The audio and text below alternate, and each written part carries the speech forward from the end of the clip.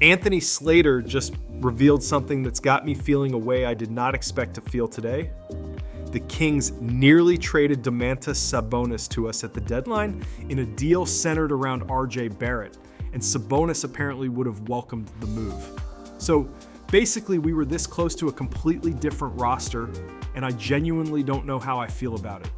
In this video, we're breaking down Slater's report on how close this Sabonis trade actually got, why RJ Barrett's incredible playoff run makes this such a complicated thing to think about, and why a lineup built around Sabonis at center might have been something truly special.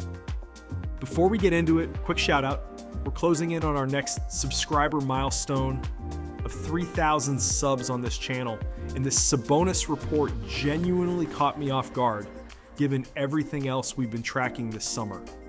We've been putting out daily uploads trying to keep up with every single storyline. So if you're not subscribed yet, hit that button, turn on notifications so you don't miss a single thing, because this fan base needs to process this one together. All right, so let's dive into it, starting with the actual report. Anthony Slater of ESPN wrote that the Kings nearly traded Sabonis to the Raptors at February's deadline, a move the three-time All-Star would have welcomed, according to a source with knowledge of the situation, for a package that included RJ Barrett. The deal reportedly fell apart because Toronto couldn't find a way to get off the 3 years and roughly $84 million remaining on Big Yak's contract, since Sacramento wasn't willing to take that money back. So this wasn't some far-fetched rumor floating around out there. This was a real, substantial trade discussion that came down to one contract issue standing in the way. And I have to be honest with you guys, I am so conflicted on this one, more than almost any other trade rumor we've covered all summer. Because to think about what RJ Barrett actually did for us in that first round series against Cleveland, he averaged 24.4 points a game across that entire series. He dropped 33 points on 12 for 19 shooting in Game 3. He had a 25-point, 12 rebound game in Game 5. And then in Game 6, with our season on the line, he hit a game-winning 3 with 1.2 seconds left in overtime that bounced off the rim and dropped in, sending us to a Game 7. People were literally comparing that moment to Kawhi's shot back in 2019. RJ was our second best player in that series by a mile, stepping up as the go-to scoring option while Ingram battled injuries and Quickley was out entirely. That's not just a nice role player stepping up for a game or two. That's a guy proving in real time that he can be a legitimate second option on a genuine playoff team. So when I think about a version of this offseason where we trade that guy away back in February, before we even knew what he was capable of in a playoff moment like that, it genuinely stings a little. RJ is the hometown kid, Mississauga born and raised, and this fan base has fully embraced him as one of our own. Trading him away for anyone, even a player as good as Sabonis, would have meant missing out on watching him deliver one of the most electric playoff moments this franchise has had in years. But then I flip the switch and think about the other side of this, because man, Domantas Sabonis is exactly the kind of player we've been missing. He's a 3-time All-Star, an elite passing big man, a legitimate double-double machine every single night. Exactly the high IQ do-everything center this roster has lacked for years. And especially now, with Kawhi likely walking through our doors once this trade finally gets finalized, just imagine the fit. A starting lineup of Emmanuel Quickley, Jakob-Poeltl, Kawhi Leonard, Scotty Barnes, and Domantas Sabonis is not just good, that's a legitimate championship caliber starting 5 on paper. Sabonis as a playmaking hub in the middle, Kawhi and Scotty flanking him on the wings, Quickley providing shot creation in the backcourt.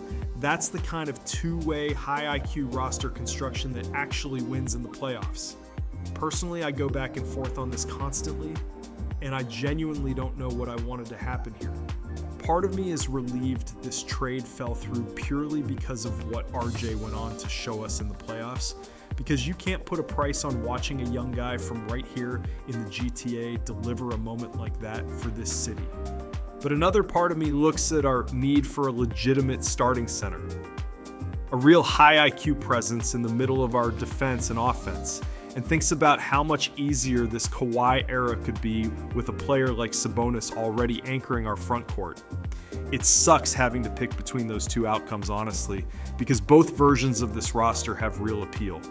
And it's also worth remembering, according to the same reporting, Sabonis has since recommitted to Sacramento, and this door appears to be closed for now, at least in the way that specific deal was structured.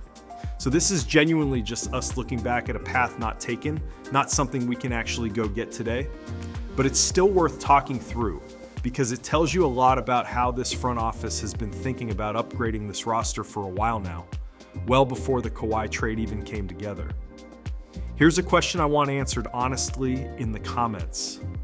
Knowing everything RJ did for us in that Cavs series, are you glad this trade fell through, or do you still wish we'd found a way to get off Poeltl's deal and land Sabonis anyway? I really don't know where I land on this one myself, and I think this fan base is going to be split right down the middle. We've talked all summer about this front office being aggressive and trying to build a real contender, and this report just adds another layer to that. Whether it's Sabonis at the deadline, the Lou Dort pursuit, or now the Kawhi trade itself, it's clear this organization has been searching for that missing piece for a while now. They just haven't always been able to make the numbers work. Look, I don't think there's a clean answer here, and that's honestly what makes this story so interesting to talk about. RJ gave us a moment we'll remember for years, but Sabonis represents exactly the kind of piece that could have made this whole roster even scarier heading into a Kawhi era. We'll never know for sure how that version of our team would have looked. And maybe that's for the best, because I don't think I could have handled missing out on that RJ Barrett shot. Appreciate everybody pulling up for this one. As always, if this got you thinking as much as it got me, do me a favor and hit subscribe so you don't miss it as this roster continues to take shape. Drop your take in the comments. Relieved this fell through, or do you still want Sabonis? Until next time, I'm signing off. Cheers. Before we wrap things up, I just want to say thank you for watching and for being part of the Unlimited Hoops Canada community. Whether you've been here since day one or this is your very first video, we truly appreciate every single one of you. Our goal has always been simple: create the best place on YouTube for Toronto Raptors fans and Canadian basketball fans. No clickbait for the sake of it, no pointless drama, just honest conversations, in-depth analysis, breaking news, trade discussions, player breakdowns, NBA draft coverage, and everything happening across the Canadian basketball landscape. This is more than just a Raptors channel. It's a community of basketball fans who love talking hoops, debating the biggest storylines, celebrating the highs, and surviving the lows together. Whether the Raptors are chasing a championship, developing young talent, making a blockbuster trade, or rebuilding for the future, we'll be here covering it every step of the way. And it doesn't stop with the Raptors. We're passionate about Canada basketball as a whole. From the senior men's and women's national teams to our rising stars in the NBA, NCAA, and youth basketball, we'll continue shining a spotlight on Canadian players making an impact around the world. Canadian basketball has never been stronger, and we're excited to follow this incredible journey with all of you. If you enjoyed today's video, the biggest thing you can do to support the channel is hit that like button. It tells YouTube that you enjoyed the content and helps us reach more basketball fans across Canada and around the world. If you haven't already, make sure you subscribe and turn on notifications so you never miss a video.